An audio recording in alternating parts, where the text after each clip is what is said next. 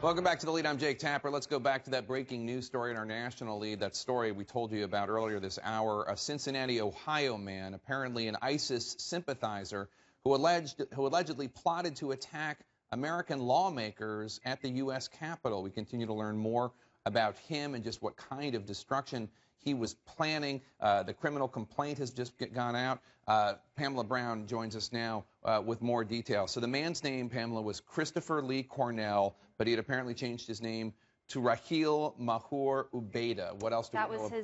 That's right. That was his alias, and he was arrested today, Jake, in Cincinnati for attempting to kill a U.S. government official. And according to these court documents that we're looking through as we speak, Cornell was interacting with an undercover informant for the FBI, and he had made some alarming social media posts that put him on the radar of U.S. authorities, where he said that members of Congress, Jake, were his enemies.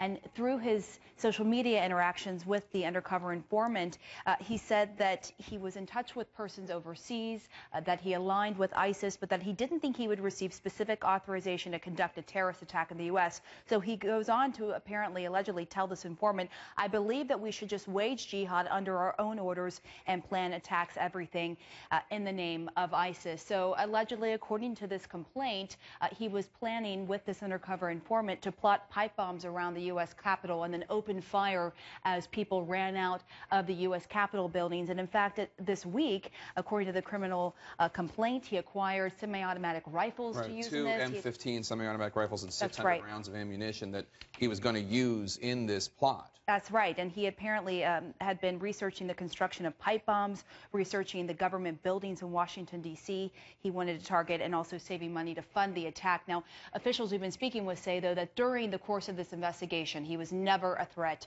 to the public. And I think that is important to emphasize. But what he does reflect, Jake, is the concern among U.S. officials of sympathizers, ISIS sympathizers in the U.S. who will be spurred to launch a terrorist attack. It's the fear that we've heard so much from U.S. government officials, people who self-radicalize, see this material online and decide to carry out a plot, even without any contact necessarily with ISIS or Al-Qaeda. Pamela Brown, I know you'll have much more on this.